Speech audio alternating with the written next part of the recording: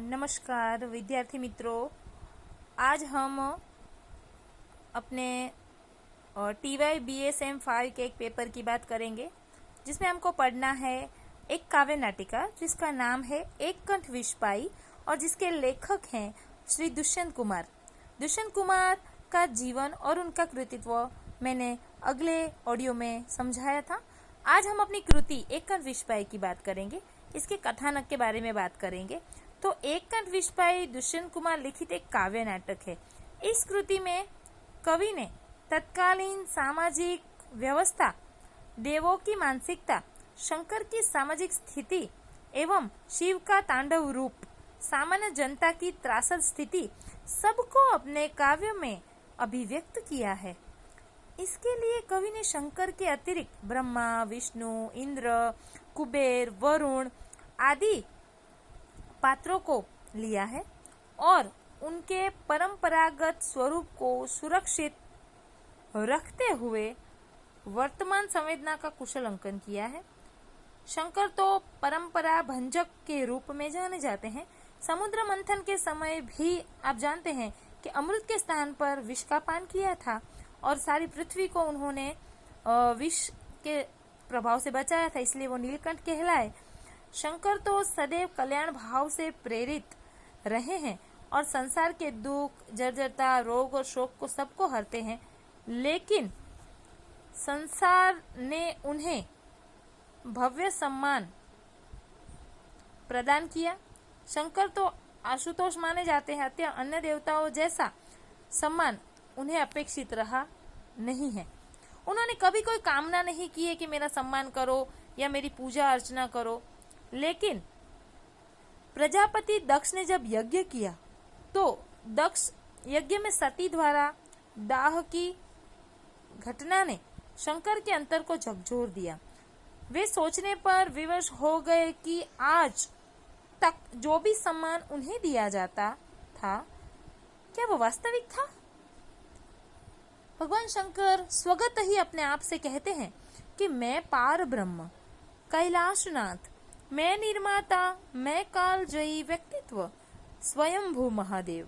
ये सारे संबोधन है कितने क्रूर व्यंग जो करते आए हैं मेरे संग छल सदैव। भगवान शंकर सोचते हैं कि उन्होंने सदैव परोपकार किया, सर्वहित किया, सबका भला किया। उन्हें स्वयं निर्माता और कालजयी माना जाता है, लेकिन दक्ष प्रजापति द्वारा उन्हें निमंत्रित न किए जाने पर और इस बात पर सभी देवगण और ऋषि आदि चुप हो गए। किसी ने भी दक्ष का विरोध तक नहीं किया। तो कथा यह है कि दक्ष प्रजापति ब्रह्मा जी के मानस पुत्र है और पृथ्वी के पहले राजा माने जाते हैं। दक्ष प्रजापति की एक पत्नी है जिनका नाम है वीरणी और दक्ष प्रजापति की सबसे बड़ी पुत्री जिसका नाम है सती। दक्ष प्रजापति की 2 पत्नियां और इनमें वीरणी की पुत्री सती, जो बचपन से ही भगवान शंकर से अत्यंत प्रेम करती थी और भगवान शंकर को पाने के लिए उन्होंने बहुत तपस्या की और पिता के विरोध के बावजूद जब भगवान प्रसन्न हुए तो भगवान शंकर से वरदान मांगा और उन्हें पति के रूप में स्वीकार किया और भगवान शंकर ने उनको पत्नी के रूप में स्वीकार किया। लेकिन यह विवाह दक्ष प्रजापति को तनिक भी नहीं सुहाया। उनको तनिक भी अच्छा नहीं लगा कि उनकी एक प्यारी सी पुत्री ने उनके साथ छल किया और उनको जो पसंद नहीं थे ऐसे व्यक्ति के साथ विवाह कर लिया। वे भगवान शंकर को महादेव नहीं मानते थे, देवों के देव भी नहीं मानते थे और ईश्वर भी नहीं मानते थे। वो उनको एक अघोरी मानते थे जो गले में सांप लटकाता है, चेहरे पर सारी जगह पर भभूत लगाता है और भूतों के साथ रहता है और कैलाश में एक निर्जर जगह पर रहता है। तो वो अपनी पुत्री का विवाह नहीं करना चाहते थे, लेकिन फिर भी सती ने उनके खिलाफ जाकर विवाह कर लिया। इसलिए दक्ष प्रजापति बहुत क्रोधित हुए और अपनी बेटी सती को सबक सिखाने के लिए और उनके पति का अपमान करने के लिए उन्होंने एक यज्ञ का आयोजन किया। तो भगवान शंकर सोचते हैं कि मैंने सारा जीवन देवताओं के लिए, मनुष्यों के लिए, साधु संतों के लिए और प्रत्येक जीव के लिए हमेशा अच्छे कार्य किए, उनके लिए मैंने विष तक पिया, नीलकंठ कहलाया, लेकिन जब आज यज्ञ हो रहा है और मेरी उपेक्षा की जा रही है, मुझे ही निमंत्रण नहीं दिया गया और सारे देवी देवता वहां मौजूद हैं, सारे साधु संत मनुष्य देव किन्नर गंधर्व सारी पृथ्वी वहां उपस्थित है, केवल सती और शिव को छोड़कर। तो भगवान शंकर सोचते हैं कि किसी ने भी उनको समझाने का प्रयत्न क्यों नहीं किया। अगर दक्ष प्रजापति गलती कर रहे थे तो किसी देवता ने उनको रोका क्यों नहीं। यदि उनको सम्मान वास्तविक मिलता तो उनकी उपेक्षा पर समाज की प्रतिक्रिया अवश्य होती। अतः बड़े बड़े संबोधनों से विभूषित करना और विविध प्रकार से स्तुति करना तो शब्दों के माध्यम से व्यंग करना है। इस प्रकार मनुष्य और देव और समाज दोनों ने ही उनके प्रति छल किया है। शंकर को सती का अत्यधिक मोह था। वो सती से अत्यंत प्रेम करते थे। सती को उन्होंने भयंकर विरोध के बाद पाया था और अपने समय की परंपरा का खंडन करते हुए सती शंकर परिणय संभव हो सका था। अतः सती विहीन संसार की कल्पना उन्हें असह्य लग रही थी। वे अनुभव कर रहे थे कि सती का शोक एक ऐसी स्थिति है जिससे वे अब तक अपरिचित थे। यह स्थिति उन्हें भीतर तक रिक्तता का अनुभव कराती है। प्रियाहीन व्यक्तित्व उन्हें खंडित और अपूर्ण प्रतीत होता है। वे अनुभव करते हैं कि आदर्श के कारण आज उनकी स्थिति उत्पन्न हुई है। जब दक्ष प्रजापति ने माता सती को और भगवान शंकर अपने जमाई को उन्होंने निमंत्रण नहीं दिया, तब भगवान शंकर ने माता सती को समझाने का बहुत प्रयत्न किया कि आप अपने पिता के घर मत जाइएगा, क्योंकि एक विवाहित पुत्री को बिना निमंत्रण अपने पिता के घर भी नहीं जाना चाहिए। एक बार विवाह हो जाने पर बिना निमंत्रण उसे कहीं नहीं जाना चाहिए। लेकिन अपने पति के लाख समझाने पर भी सती अपने पिता से जवाब मांगने के लिए वहां गई और वहां यज्ञ में सबका भाग देखा। अपने पति के लिए कोई स्थान न देखकर वो क्रोधित हुई। अपने पिता से उन्होंने बात की, लेकिन पिता ने उनको और उनके पति को बहुत बुरा भला कहा और भगवान शंकर की अवहेलना की, भगवान शंकर को गालियां दी। और ये सुनकर माता सती को बहुत क्रोध आया और पिता के यज्ञ कुंड में ही उन्होंने अपनी आहुति दे दी और उन्होंने मृत्यु को स्वीकार कर लिया। लेकिन जब माता सती की मृत्यु हो गई तो भगवान शंकर अत्यंत क्रोधित हो गए और वो कहने लगे कि प्रियाहीन संसार और मैं देख रहा हूँ, अपने जीवन पर तन का निस्तार मैं देख रहा हूँ, ये अपने से ही अपने की हार मैं देख रहा हूँ। शंकर का यह पराजय बोध उन्हें धिक्कारने लगता है और वे अपने सामर्थ्य, देवत्व और पुरुषत्व के विषय में पुनः विचार करने को विवश हो जाते हैं। वो समझते हैं कि मैं कैसा देवता हूँ जो अपनी पत्नी को न बचा पाया। उन्हें लगता है कि कब तक एक अपूर्ण चेतना बोध लिए हुए थे, तभी तो ये व्यवस्था और उसके छल को समझ नहीं पाए, और जब वे जागृत हुए तो अकेले और अपूर्ण रह गए। वो अपने आप को धिक्कार रहे हैं। भगवान शंकर अपने आप से कह रहे हैं कि धिक मेरा देवत्व कि जिसकी कायर गाथा, धिक मेरा सामर्थ्य कि जिसने टेका माथा, धिक मेरा पुरुषत्व की जिसका बोध अधूरा, धिक मेरा जीवन जिसका प्रतिशोध अधूरा। भगवान शंकर अपने आप को धिक्कारते हुए कहते हैं कि मैं कैसा पति हूँ जो अपनी पत्नी को न बचा पाया। शंकर भगवान को लगता है कि वे अब तक जिस जीवन पद्धति को अपनाए हुए थे वो पूर्ण गलत थी और अपने चारों ओर बुने हुए छल के जाल को तोड़कर बाहर निकलना होगा। जीवन के इस यथार्थ से अब तक साक्षात्कार उनका नहीं हुआ था और उससे अब ये जहर पीना होगा। अपनी पत्नी सती के शव को कंधे पर डालकर भगवान शंकर शोक संतप्त हैं। शोक की इस अवस्था में कुबेर और वरुण द्वारा किए गए संवेदना के प्रयास भी उन्हें प्रभावित नहीं कर पाते। कोई भी बात उनको अपनी पत्नी से प्रिय नहीं लग रही, बल्कि सम्मोहन के लिए रचा गया उनको जाल प्रतीत होता है। साथ ही संपूर्ण देव समाज भी उन्हें अपना शत्रु दिखाई देता है। यहाँ अप्रत्यक्ष रूप से कवि ने वर्तमान जीवन में व्याप्त बाह्य आडंबर और प्रदर्शन प्रियता की ओर भी संकेत किया है। आज समाज में देवताओं की भांति बाह्य रूप से सज्जित व्यक्ति सम्मान पाते हैं और शिव की भांति साधारण जीवन और साधना व्रत का पालन करने वाले लोग समाज की उपेक्षा का शिकार होते हैं। यहाँ दुष्यंत कुमार ने भगवान शंकर के माध्यम से समाज की विडंबना को भी यहाँ प्रस्तुत किया है। सती की मृत्यु का सत्य वे स्वीकार नहीं कर पा रहे हैं। सती के प्रति उनका लगाव मोह का रूप धारण कर चुका है। अतः समस्त समाज अब भगवान शंकर को शत्रु लगता है और वह दक्ष के साथ साथ देवलोक को भी अब नष्ट करना चाहते हैं। वे मानते थे कि अगर देवता चाहते तो सती को रोका जा सकता था। शंकर की ये हालत को देखकर ब्रह्मा जी को लगता है कि शंकर तो सदैव निर्भीक और सहनशील माने जाते हैं, उन्होंने तो सदैव निर्माता की भूमिका का निर्वाह किया है, तो आज क्यों वे परंपरा के प्रति मोहग्रस्त हो गए हैं? सत्य के स्थान पर पार्थिवता और रूढ़ि के समर्थन में उनकी संवेदना कैसी क्रियाशील हो रही है। वे तो अलौकिक व्यक्तित्व के स्वामी हैं, फिर लौकिक संवेदना उन पर हावी कैसे हो गई? इस प्रकार शंकर की पीड़ा को देखकर ब्रह्मा जी का मन व्यथित होता है और वे उस त्रासदी को उपाय सोचने लगते हैं। ब्रह्मा जी मानते हैं कि शंकर की वर्तमान उद्रेली स्थिति का कारण उनकी पीड़ा है। सती की मृत्यु का सत्य वे स्वीकार नहीं कर पा रहे हैं और इस सतीहीन संसार में ये जुड़ नहीं पा रहे, अतः एक दुविधा, एक संक्रमण की स्थिति में जी रहे हैं। फिर भी ब्रह्मा देवलोक पर शंकर के आक्रमण की बात को उचित नहीं मानते। ब्रह्मा सुदृढ़ चिंतनशील नेतृत्व के पक्ष धरता है और कहते हैं कि ब्रह्मा, वरुण, कुबेर, इंद्र, सर्वहत जनता सभी के द्वारा किए गए तर्कों के निकट भी वह युद्ध के औचित्य पर विचार नहीं करते। ब्रह्मा चाहते हैं कि युद्ध नहीं होना चाहिए और भगवान शंकर जो देवताओं को नष्ट करने पर तुले हैं, सत्य को देखने और सत्य को ही स्वीकारने की बात करते हैं। ब्रह्मा वे सबके द्वारा पक्षपात का आरोप भी शांति से स्वीकारते हैं। सारे देवता भी उन्हें कहते हैं कि आप ब्रह्मा जी आप पक्षपात कर रहे हैं।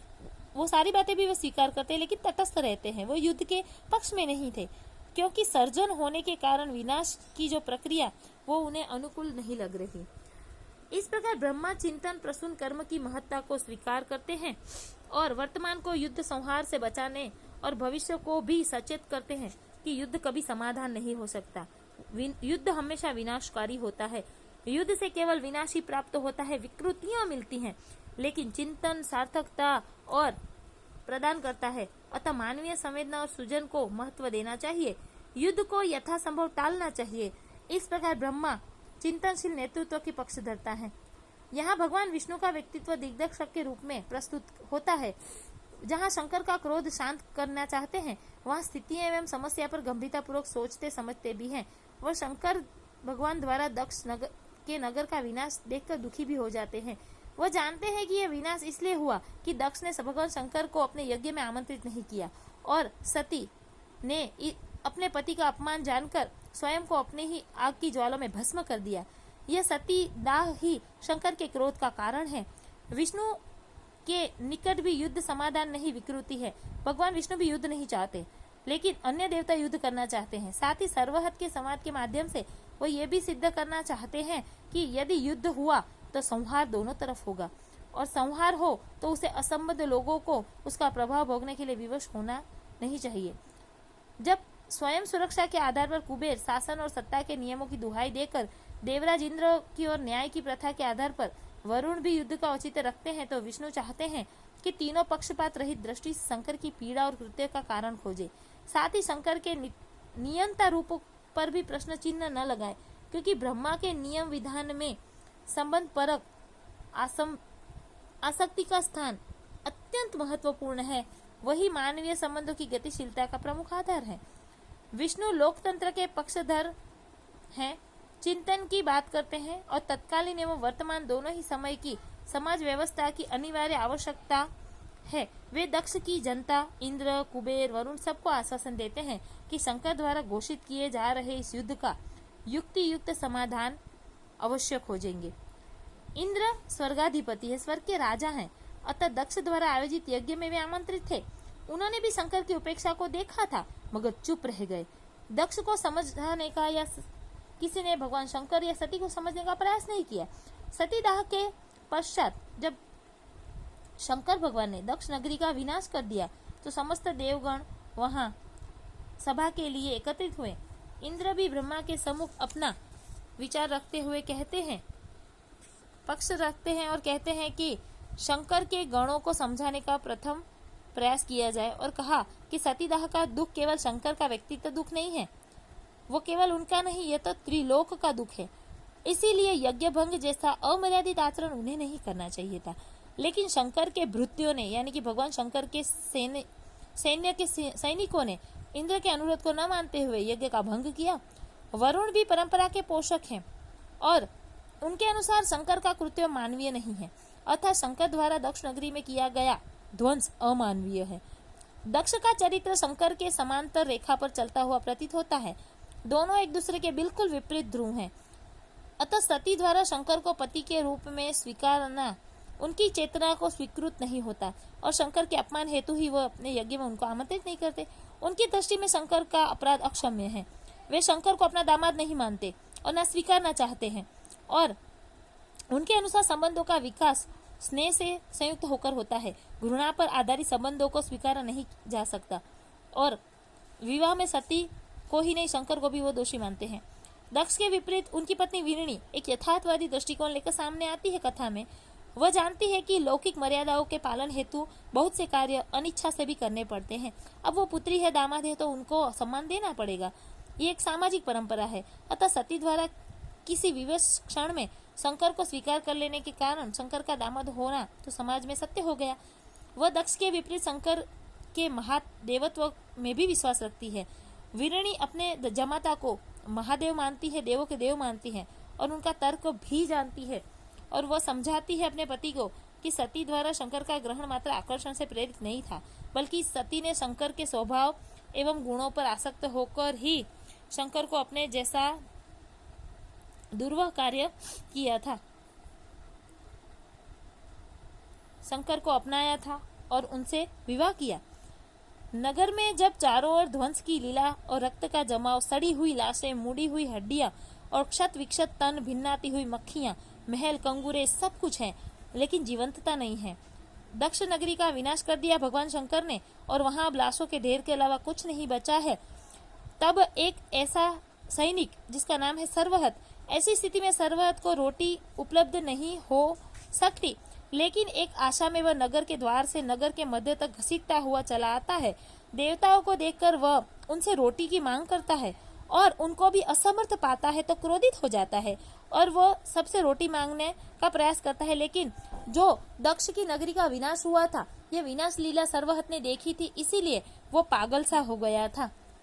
और आगे देखे तो वास्तव में ये कंठ विषपाई ये प्रतीक काव्य नाटक सत्य की सृजन व्यवस्था का आख्यान है। संक्रमण काल की मृत परंपराओं के मोह को दूर कर नए सत्य को साक्षात्कार का आग्रह रखता है।